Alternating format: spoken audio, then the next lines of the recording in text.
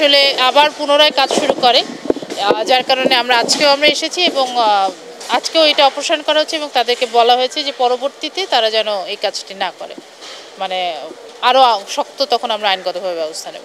একমাত্র smart city Bashundhara, আধুনিকতায় এক ধাপ এগিয়ে। চ্যালেঞ্জিং ওরকম না, একজন এখানে ছিলেন যারা সম্ভবত ভবন মালিক পক্ষের একজন কেউ হবেন, উনি একটু রিকোয়েস্ট করছিলেন, পরে আমরা বলেছি যে না, আইনের মতোই চলবে, তখন উনি চলে যান আর কি, ওভাবে আর কি বাধা দেন।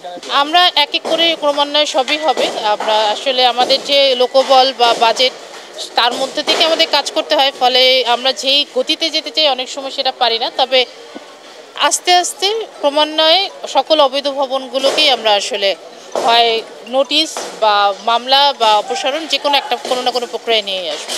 আজকে হয়তো যতটুকু আমাদের সময় কুলাবে সেটুকু করব, কিন্তু মানে অভিযান নিয়মিতভাবে চলবে, সেটা আগামীকালকে বা তার পরের দিন এটা হতেই পারে। আমরা চাই যে বাংলাদেশের মানুষজন আইনের প্রতি শ্রদ্ধাশীল হয়ে আইন ফলো করে তারা যেন ভবন নির্মাণ করে, এটুকুই আসলে মূলত আমাদের সকল জনগণের প্রতি বার্তা, যে তারা এত টাকা ইনভেস্ট করছে সেটা যেন প্রথমে অনুমোদনটা নিয়ে যদি করতো তাহলে তার সে অর্থে অপচয় হতো না, বা আমাদেরকেও আসলে এই ইয়েটা নিতে হতো না। এটা যেন সবাই একটু মেনে চলেন, এটি আসলে আমরা আশা করছি আপনাদের কাছ থেকে।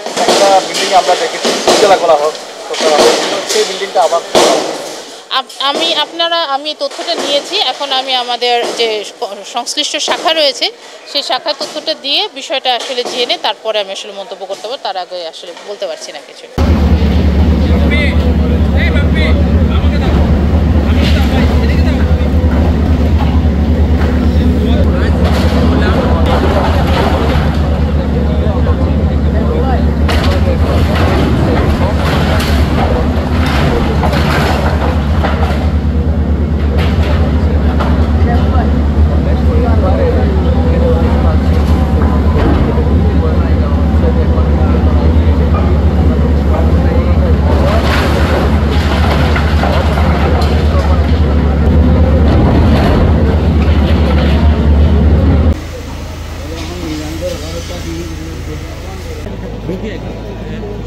ঢুকি একদম মসজিদ আসবে, মসজিদের একটু ডানে এবং ডানে দেখিবেন।